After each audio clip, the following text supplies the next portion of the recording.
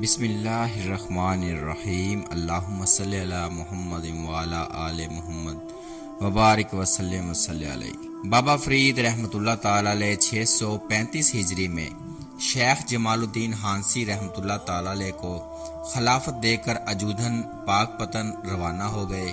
ہانسی سے نکلتے وقت ان کے ہمراہ سرہنگا نجیب النساء اور خاتون بیگم کم سن بچی حقیقی چھوٹے بھائی حضرت شیخ نجیب الدین متوکل، بھانجے حضرت علی احمد صابر کلیری تھے۔ 472 ہجری سے 635 کے دوران یہ علاقہ دہلی کے ماتحت تھا، اس لیے مسلمانوں کی تعداد کافی تھی۔ اسے کفرستان کہنا غلط ہے۔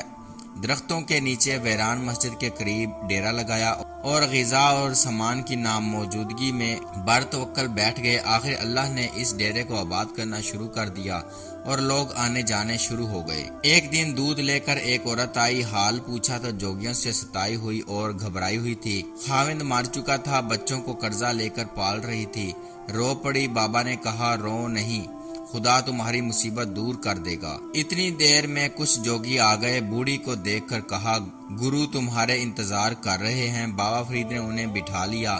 دوسرا، تیسرا، چوتھا گروہ یکے بعد دیگر آئے اور بیٹھتا گیا۔ آخر گرو خود آیا اور لگا اچھلنے کودنے، مگر اس کا بس نہ چلا۔ آخر بابا نے کہا کہ اپنے ان چیلوں کو لے کر یہاں سے نکل جاؤ، ورنہ تمہارا حال اچھا نہیں رہے گا۔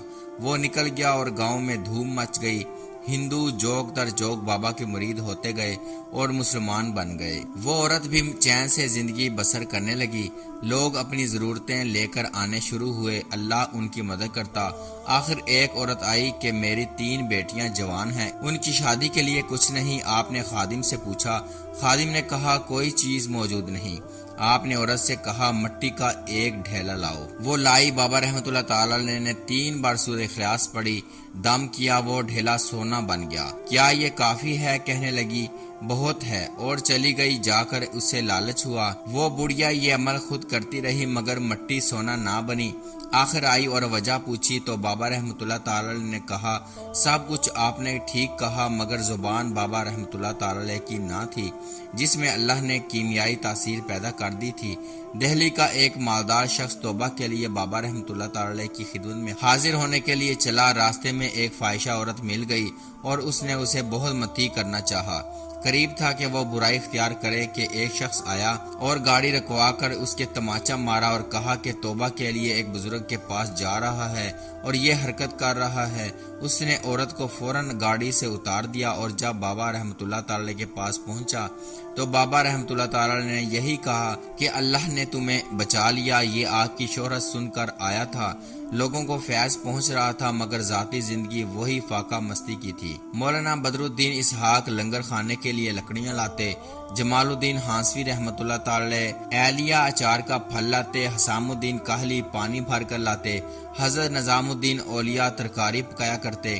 انہی کے متعلق حضرت معین الدین چشتی رحمۃ اللہ تعالی نے فرمایا اس شاہین کو زیر دام لائے ہو جس کا آشیانہ آسمان کی انتہائی بلندیوں میں ہے۔ آپ کی اولاد کثیر تھی۔ سید قیام الحق کے انتقال کے بعد اس کی بہو سے آپ نے نکاح کر لیا تھا اور 3 بیویاں ہو گئی تھی۔ ایک دفعہ خاتون بیگم آئیں اور رو پڑی۔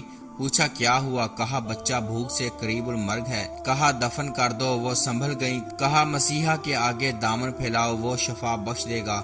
حاکم اجودھن آپ سے جلتا تھا اور تکلیفیں دیتا تھا۔ آپ کے بیٹے عبداللہ کو قتل کروا دیا، آپ نے پھر بھی صبر اختیار کیا۔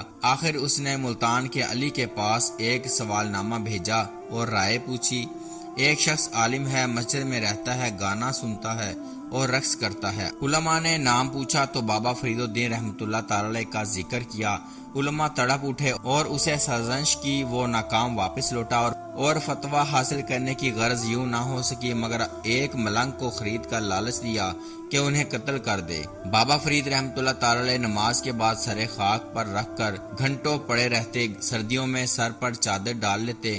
وہ ملنگ آیا، نظام الدین موجود تھے، بابا سجدے میں تھے۔ اسی حالت میں آواز دی کہ اس کی بغل میں چھری ہے، یہ مجھے قتل کرنے آیا ہے مگر قتل کر نہیں سکتا۔ یہ سنتے ہی وہ ملنگ بھاگا اور حاکم سے کہا اسے کوئی قتل نہیں کر سکتا۔ چند دنوں کے بعد وہ حاکم کسی جرم میں پکڑا گیا اور انجام کو پہنچا۔ یہ خبر سن کر بابا رحمۃ اللہ تعالی نے کہا دل آزاریوں کا انجام یہی ہوتا ہے، مگر اللہ نے میری زبان کو آلودہ ہونے سے بچا لیا۔ اجودھن کا قاضی عبداللہ بد مزاج تھا، بابا رحمۃ اللہ تعالی کے متعلق بھی بہت کچھ کہا کرتا تھا۔ ایک روز نماز جمعہ میں اس کے مقرر کردہ امام نے نماز پڑھائی اور غلطی ہو گئی۔ نماز کے بعد بابا نے نماز پھر پڑھانے کے لیے کہا، نماز پڑھی گئی مگر عبداللہ نے گستاخانہ الفاظ ادا کیے۔ بابا رحمۃ اللہ تعالی علیہ نے ظالم کے جواب کو جائز قرار دیا۔ اس وقت عبداللہ کو فالج ہو گیا، لگا شیخ سے معافی مانگنے۔ آخر شیخ نے قرآن سے فال لیا۔ سورۃ نوح کی وہ آیت آئی کہ اے نوح یہ تیری اولاد سے نہیں، اس کے اعمال خیر صالح ہیں۔ آپ اندر چلے گئے اور دروازہ بند کر لیا۔ آخر عبداللہ گھر پہنچا اور انتقال کر گیا۔ ایک دفعہ آپ بیمار ہوئے، حکیموں نے کہا کوئی مرض نہیں۔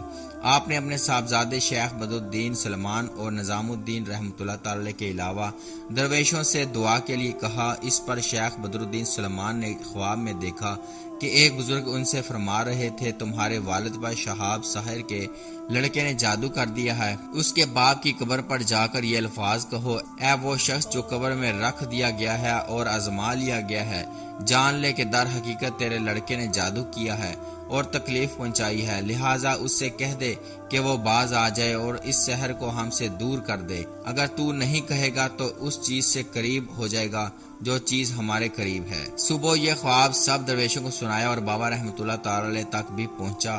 آپ نے نظام الدین رحمۃ اللہ تعالی کو بلا کر کہا یہ لفظ یاد کر لو اور شہاب ساحر کی قبر پر پڑھو۔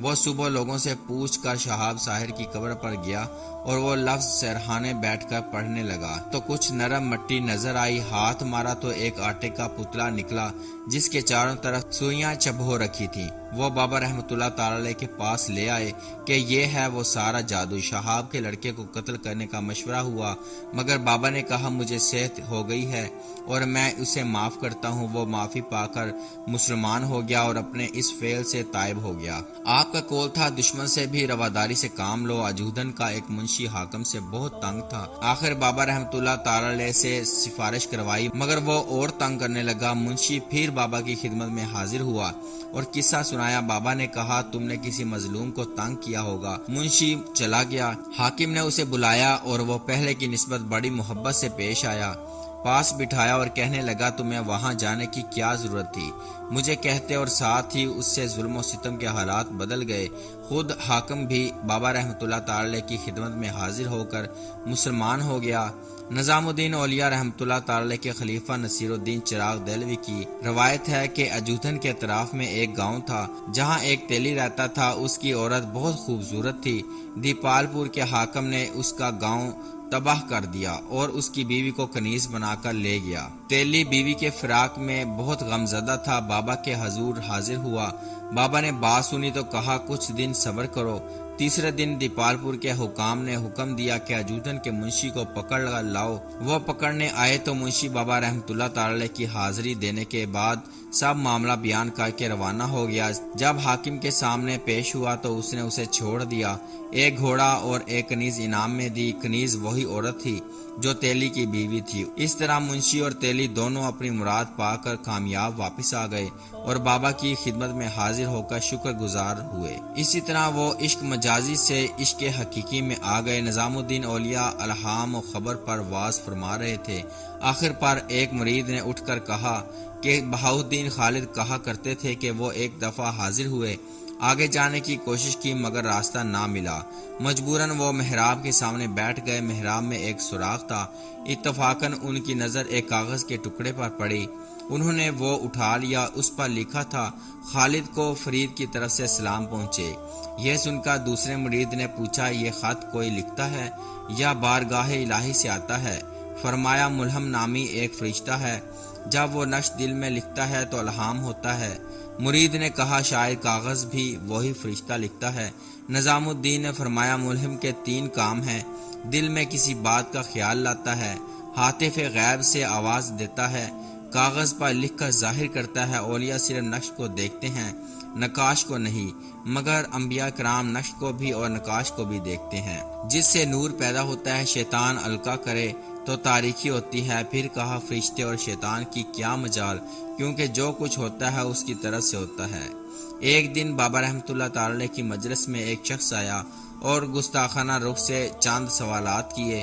بابا رحمۃ اللہ تعالی نے ان کا جواب عاجزی سے دیا، آخر یہ کہتے ہوئے چلا گیا کہ آپ کے صبر و تحمل پر آفرین ہے، وہ تحمل آج بھی باقی ہے اور تا قیامت رہے گا۔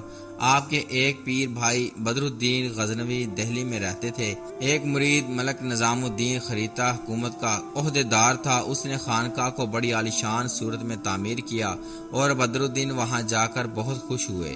کچھ دنوں کے بعد معاملہ چھڑ گیا۔ نظام الدین کی انکوائری کے ساتھ ساتھ بدر الدین تک بھی بات پہنچنے کا شبہ ہوا۔ انہوں نے بابا فرید رحمۃ اللہ تعالی کو خط لکھا، وہ غور کرتے رہے۔ آخر کہا ہمارے بزرگوں سے کوئی ایسی مثال نہیں ملتی، اس لیے آپ کو بھی احتیاط کرنی چاہیے تھی۔ اللہ کے دوستوں کے متعلق حکم ہے کہ انہیں اس دن نہ کوئی غم ہوگا اور نہ افسوس۔ بندہ مومن غالب رہتا ہے اور اللہ ان کی آنکھ، ہاتھ اور کان بن جاتا ہے۔ مولانا نظام الدین فرماتے ہیں کہ ایک دن میری حاضری میں بابا فرید رحمۃ اللہ تعالی کی داڑھی کا ایک بال گر گیا۔ میں نے اٹھا لیا اور اجازت چاہی کہ اسے تعویذ بنا لوں۔ آپ نے اجازت دے دی اور میں اسے تعویذ کے طور پر استعمال کرتا رہا۔ ایک دن میرا ایک دوست تاج الدین ضیائی آیا، پریشان تھا، کہنے لگا میرا چھوٹا بھائی بیمار ہے، تعویذ دو۔ بڑا ڈھونڈا مگر تعویذ نہ ملا، آخر وہ چلا گیا اور چند دن بعد بتایا کہ اس کا بھائی مر گیا ہے۔ بہرحال میں اپنے دوست کو صبر کی تلقین کرتا رہا۔ کچھ عرصے بعد ایک اور شخص آیا، میں نے واقعہ بیان کیا، وہ بہت افسردہ ہوا۔ احتیاطاً ہم نے ایک بار پھر تلاش شروع کی، وہ اسی طاق میں مل گیا اور اس کا مریض تندرست ہو گیا۔ جب وہ شیخ تعویذ دے کر چلا گیا تو مجھے خیال ہوا کہ تاج الدین ضیائی کے بیٹے کی موت مقدر ہو چکی تھی، اس لیے وہ نہیں ملا۔